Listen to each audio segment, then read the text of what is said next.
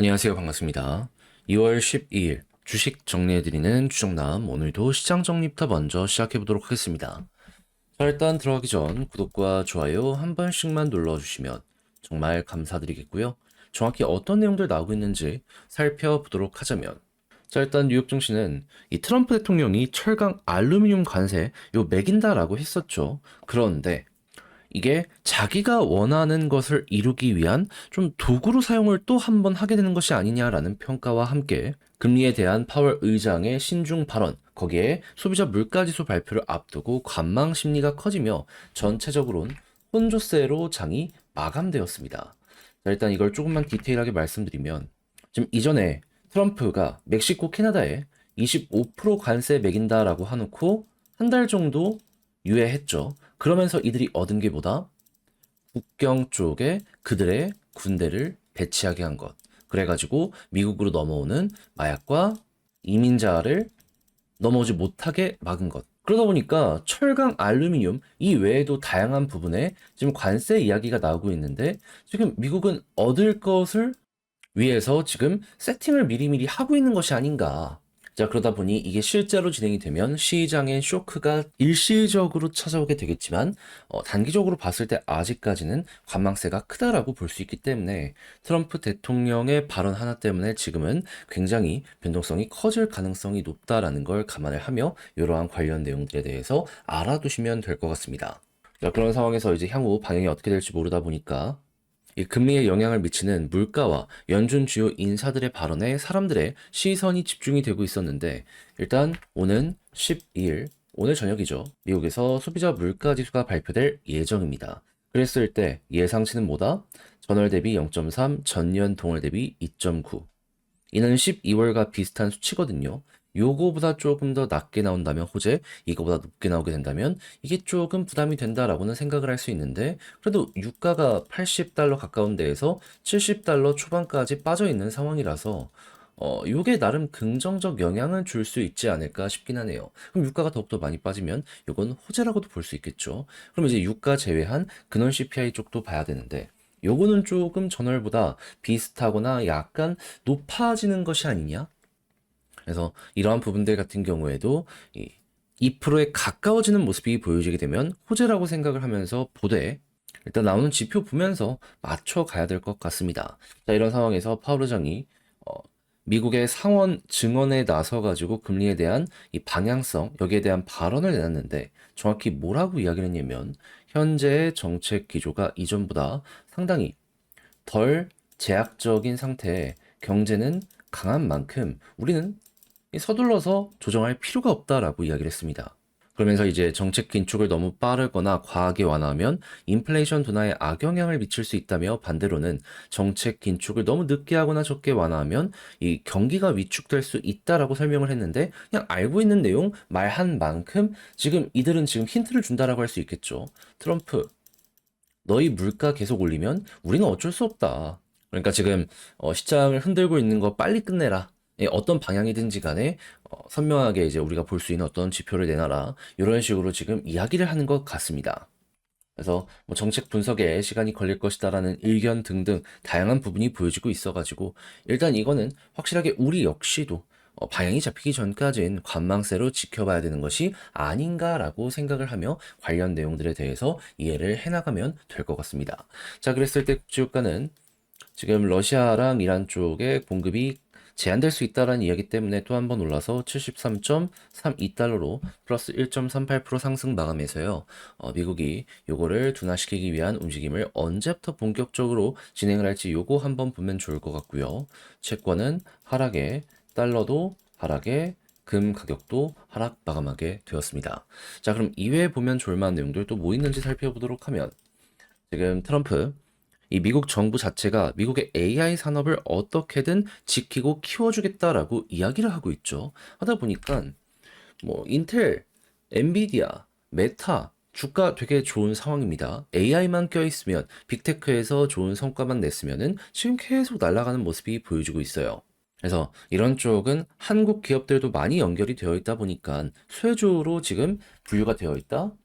그러면 이쪽은 더욱더 많이 지켜볼 만한 가치가 있네라고 생각을 하시면 되고, 실제로 이런 부분들 때문에 유동성이 쭉 미국부터 들어오고 있기 때문에 한국으로 이 AI 쪽은 순환매가 들어오잖아요. 우리 차례 준비 한번 해보시면 될 것 같습니다.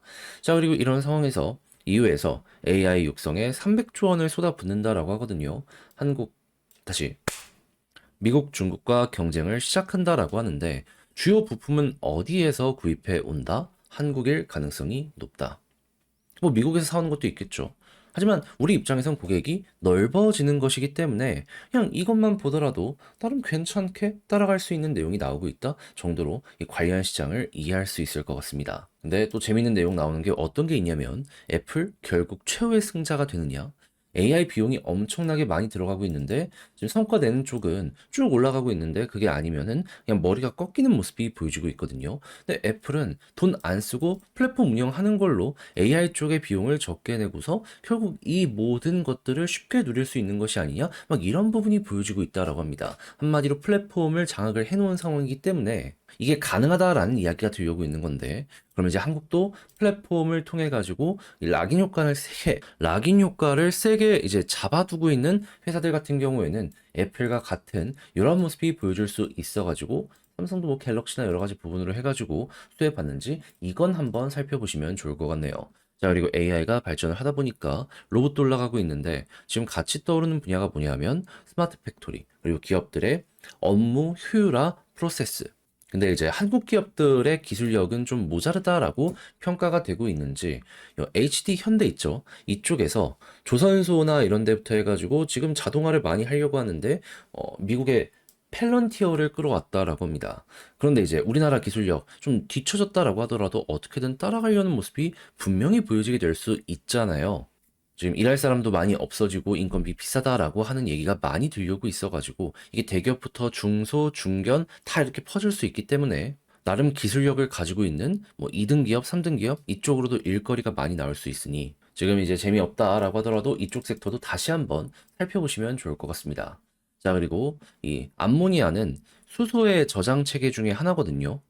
그냥 액화수소를 보관하면 좋지만 이게 마이너스 온도를 유지를 해야 되다 보니까 전기세가 되게 많이 든단 말입니다. 그러다 보니까 암모니아로 바꿔서 한번 이제 보관을 하는 이러한 것들을 계속 진행하고 있는데 한국, 일본이 이쪽을 계속 키우려는 모습이 보여지고 있잖아요. 실제로 미래 한 2050년 정도 됐을 때 수소 생태계가 전체 전력 비중 차지하는 게 10% 이상 나오게 될 것이다라는 이야기들도 들려오고 있고, 그러면 이 기술력 계속 발전하게 된다면은 수소 요즘 조용한데 한 번 정도는 꿈틀거릴 수도 있겠다라고 생각을 하면서 저것도 봐보시면 되게 좋을 것 같습니다.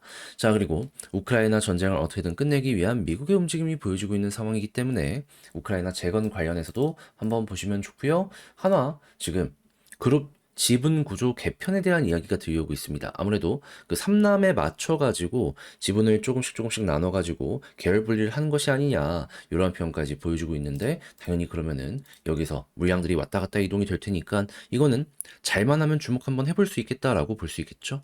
그리고 HMM 올해 자사주 2조 매입 소각한다라고 하고 있기 때문에 지금 미국의 관세 폭탄 때문에 힘들어하는 이러한 이들이 좀 안정적인 이 배당 관세 종목들 여기로 이동하는 모습이 보여지고 있거든요.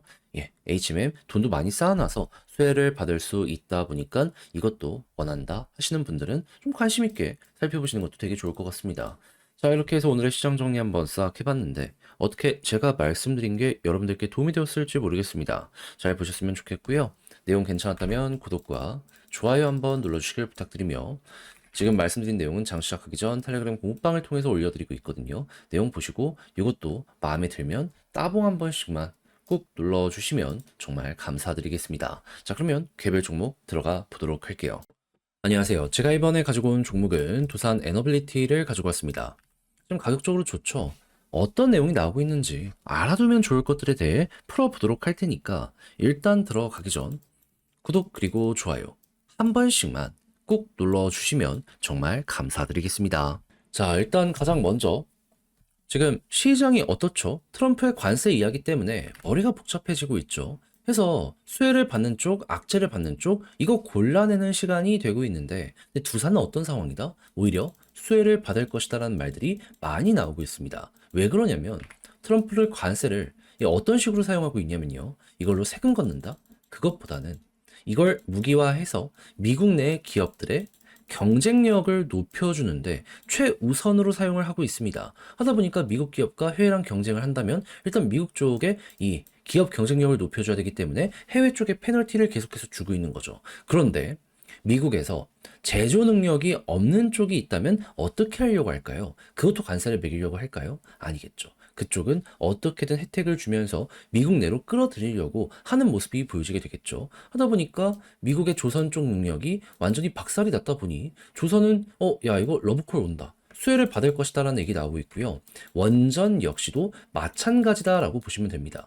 설계나 이런 쪽은 미국이 잘해요. 해서 우리가 파고들 틈은 많이 없을 겁니다. 근데 이를 또 생산하는 쪽은 무엇이다? 우리가 가지고 올 수 있게 되는 거죠. 그랬을 때 지금 미국의 AI를 위해 데이터 센터를 많이 투자하고 있고 이 옆에 안정적인 전력의 공급을 위해 SMR을 붙이려는 모습이 보여지고 있잖아요. 그러면 투자가 많이 늘어나는 만큼 이거는 뭐 관세 없이 계속해서 납품하면 되겠구나 정도로 이제 분석이 될 수가 있는 거죠. 하다 보니까 이런 것들이 보여지다 보니 오늘 상승 나오는 것이 아닌가 정도로 생각을 하기가 좋을 것 같습니다. 그럼 앞으로도 이 AI 투자가 늘어나고 데이터 센터 투자가 늘어나고 SMR에 대한 투자가 증가를 하게 된다면 일단 미국부터 엄청나게 좋은 흐름이 많이 만들어지게 될 수 있겠죠. 그런데 지금 또 들려오는 소식이 뭐다? 인텔에 벤스 부통령 가서 미국 인공지능 기술 보호 우리가 열심히 도와주겠다 얘기를 했다라고 합니다. 그러면 투자도 더욱더 늘어나게 될 것이고 자연스럽게 이거는 진짜 걸리는 것 없이 속도를 내면서 치고 가겠네 정도로 보여지게 되겠죠. 그럼 일단 미국은 문제될 거 없다라고 첫 번째 알아두시면 되겠습니다. 근데 저는 여기서 또 한 가지를 더 보고 있는 게 있어요. 그게 뭐냐? 미국 이외의 지역. 그랬을 때 지금 인도에도 미국이 SMR 공급할 것이다 라는 이야기들이 들려오고 있거든요. 그럼 이것도 설계는 미국에서 하겠지만 생산은 제조 공장이 있는 한국. 두산이 이거 해주려고 1조 이상 공장에 박았잖아요. 이제 진짜 돈 쓴 거 걷어들일 때가 오고 있는 거죠. 근데 미국만 이럴까요? 아니요. 유럽에서도 AI 이대로 뒤처질 수는 없다. 이 EU 자체에서 300조 정도를 투자한다라고 발표를 하였습니다. 근데 이쪽에서도 지금 원전이나 여러 가지로 투자를 많이 하려는 모습이 보여지고 있잖아요. 그럼 대형 원전은 물론이거니와 SMR 관련해서도 수요는 계속 커지게 될 수밖에 없겠구나. 그리고 이쪽은 이 원전에 대해서 보다 더 이 우호적일 수밖에 없는 게 원전 수주 관련 이야기가 굉장히 많이 나왔던 게 어떤 것 때문이었습니까? 전기세가 급등하는 이 부분 때문이었잖아요. 근데 최근에 우크라이나, 러시아 이 사태 때문에 독일이 가지고 있는 천연가스의 이 저장량이 역대 최저치를 기록하게 되었다라고 합니다. 그러면 가스 가격 더 올라가겠네요. 전기세 관련해서 부담을 느끼는 국가들은 더욱더 이를 해결하기 위해 적극적 대응을 하게 될 수밖에 없지 않겠습니까? 게다가 돈까지 투자를 한다라고 하고 있어가지고 우리 입장에선 이것도 또 하나의 시장이 열리는구나. 먹을 게 많아진다. 생각을 하면서 편안하게 보면 될 것 같아요. 그러니까 이게 나쁜 게 하나도 없으니 이게 나온다라고 보시면 될 것 같습니다. 그럼 이제 이 상황에서 수급을 보면 어떻다? 외국인 기관 계속 들어오고 있다. 개인 털리고 있다. 그러면 여기서 마찬가지로 개인이 꾸준하게 털리며 이게 다른 쪽에 입으로 물량이 들어가게 된다면 호재라고 보시면서 편히 따라가시면 될 것 같고요. 베스트는 11선 위에서 버티는 거 일단 볼린저 밴드 상단까지 가는 거 보시면 될 것 같고요. 여기를 돌파하면 과거에 그랬던 것처럼 한 번 더 치고 가는 거 보시면 됩니다. 근데 계속 여기를 맞고 떨어지고를 반복하면 보통 이럴 때 이렇게 둔화되다가 조정받는 경우가 있습니다. 그러면 이때는 왔다 갔다 했을 때 마지노선을 21선으로 두고 이탈 안 한다면 한 번 더 시도하는 걸 보는 거고 이탈한다면 그때 많이 떨어질 수 있겠네. 조정, 비중 조절 들어가시는 것도 괜찮을 것 같습니다. 자, 그럼 지금 본 걸 바탕으로 글로 쓰면서 영상 최종적으로 마무리까지 한번 해보도록 하자면 일단 첫 번째 나오는 뉴스를 봤을 때보다 외국인 기관 위주로 개인 털리는 거 보시면 되고 지지라인 베스트는 11선 윈데 마지노선 21선으로 보되 볼린저 상단 돌파를 꾸준하게 못하는 모습이 보여지게 된다면 힘 빠질 수 있으니 이땐 좀 조심하자. 하지만 돌파한다면 여기 중심으로 또 한번 치고 갈 수 있다라고 보시면 되겠습니다. 무엇보다 위쪽에 매물대가 이제 더 이상은 없어요. 다 소화했습니다. 그래서 이제 힘 들어오면 힘 들어온 대로 올라갈 수 있는 환경은 마련이 됐다라는 걸 알아두시면 좋겠네요.